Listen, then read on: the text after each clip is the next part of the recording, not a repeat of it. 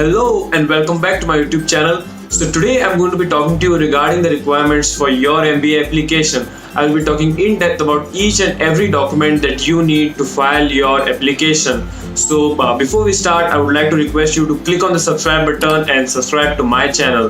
So without wasting much time, let's get started.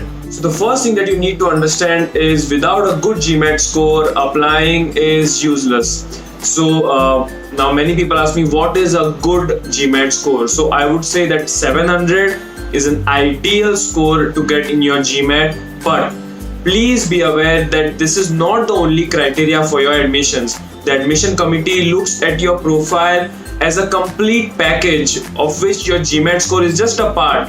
Your extra co-curricular activities, your academic scores, your professional experience, whether you have helped as a volunteer anywhere in any NGO, all that counts. So it's not just your GMAT score, but to be on the safer side and to have a good score of 700 is ideal. But as I said also, that is not the only criteria. If you have a lower GMAT score, you need to maybe pump it up by a bit of your professional experience, your academic scores, and your other volunteer experience. So it is not just your GMAT score that matters, it's your complete application that is reviewed by the admission committee. So your next requirement is basically for your English proficiency exam. So here you have two options. Basically it's the TOEFL or the IELTS. So in that case, it is up to you which exam you want to take, because many countries prefer a particular type of exam. So please do your research on which country requires what kind of exam and which exam is ideal for you, because many find the TOEFL scoring whereas many find the IELTS scoring. So I would just request you to maybe go through the university, see what exam they prefer, and based on that you can answer that exam and get the score. The third thing that you need in your MBA application is a good undergraduate degree, and by good I don't mean the choice of your course, but by good I mean you have a good GPA. Now coming from a university where GPA was not applicable, I had a good percentage to report, so that provided a very good background in terms of academics for me. So I would recommend the same for you. If you have a very good score in your academics, that helps you give a bit edge compared to the other candidates that are applying in your field. So the third thing that you need in your MBA application is suitable work experience. Now by suitable, I mean that you should have around 2 to 3 years experience in the field that you want to pursue your MBA in. So for example, if you want to pursue your MBA in finance, you need to have suitable work experience in the finance department. So maybe you can be part of a financial planning team, or you can maybe help your CFO with some decisions or assist him in his day-to-day work. So that gives you a very good background for a candidate pursuing MBA in finance. So coming to the next requirement for your MBA application is your letter of recommendation. Now people ask me how many do I need? Is just one enough? Or I just have contact with my professors. I don't really know anyone where I work. So I would tell you that that's a very bad option. You need to keep 3 people in your contact list who know you as an individual, who have some idea of what you want to achieve in life. And third, basically they have first-hand experience of how you have reacted to different situations and how you have led teams, been part of a team and contributed to the success.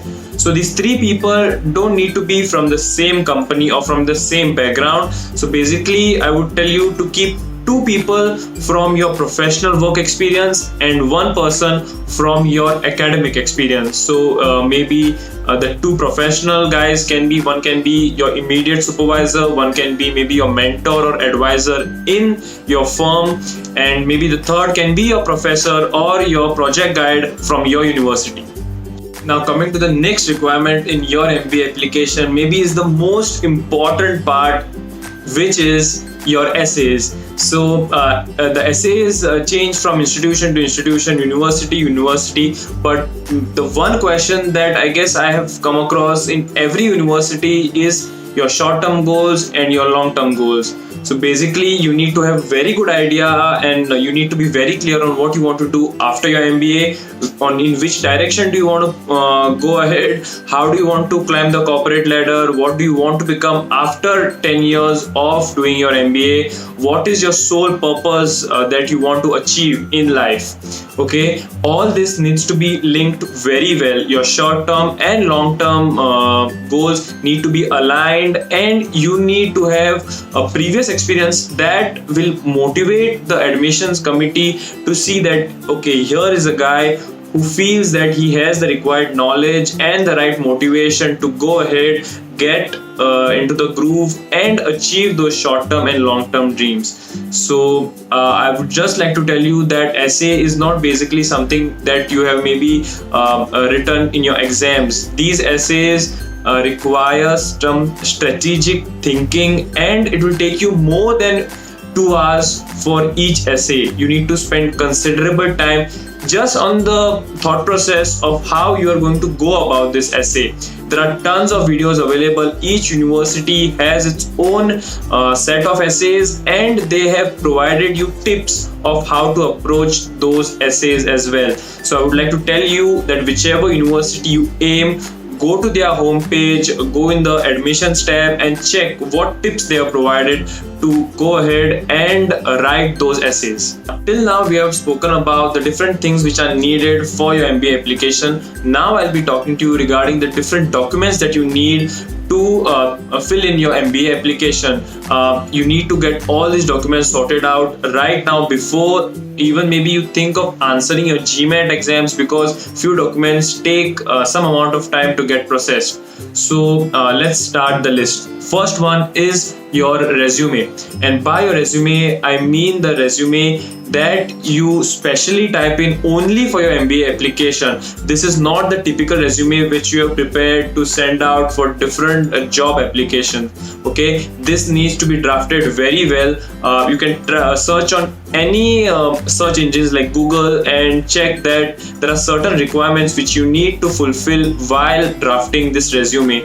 If you need any details about this, please mention down in the comments below, and I will make a separate video on how to draft a professional resume only for your MBA applications. The next document that you require is your university transcript. This is a very important document because each and every institution will ask you for this. You need suitable time for the university to process your transcripts and for you to get hold of them. It took me around 2 months to get my transcripts, so considering that, I think you should need a time of maybe 2.5 months to maybe put in the application for your university transcripts and get the transcripts in your hand. Okay, so I would say that your first step toward in your MBA journey would be that apply your transcripts and then start your preparation for the GMAT exam, because until you answer your GMAT and get your scores, you will have your transcripts in hand. So please be aware of applying for your university transcripts because they require a certain amount of time to get processed. The next document that may be of use to you is if you have studied in a university where the medium of instruction was English, then it is a very good idea to get that hold of that certificate and apply for that certificate online. It took me around 15 days to get this certificate in Goa University. So if you have studied in an institution where the medium of instruction was English, go ahead, apply, and it's better you have this certificate because this can help you in some point in your life. Maybe not your MBA application, but it's good to have this certificate handy with you when you go out for a job, or maybe when they do a background check on you, whether you have done your schooling in English or not. The next document that you need is your GMAT score report. So if you have answered the GMAT offline, you will get the score report at the test center itself. But if you have answered the GMAT online exam, then institutions will tell you to take a screenshot of your MBA.com account with the score in frame. So make sure you take this screenshot very well and then upload it when the institution requires you to. So this is a very important document because the institutions will be requiring your official codes as well. They will match both of them, and if both of them are a perfect match, then only they will process your entire application. If you are planning to pursue your MBA in a foreign university, then you will need your passport, and the passport should be first of all valid, and I guess it's better you take a copy of the front sheet as well as the last pages, because they need the complete data of your passport. So when you take the scanned images of the first page and the last page, make sure you make only one document of both these pages. So the next request is a bit unusual from the B schools, because yes, it is valid, but it's a bit unusual, where they ask you for a proof of your financial documents. Basically, they want to see if you are in the position to fund your own MBA. So in that case, if you are not in a position to fund your own MBA, then maybe you will have to provide proof of finance of the person who's helping you fund your MBA. So in that case, it can be your parents, your guardians, your siblings, etc. Make sure you have maybe the latest payslip or the latest tax returns. Yes, and the final thing which is required is basically the application fee. Now, no institution is going to process your application for free.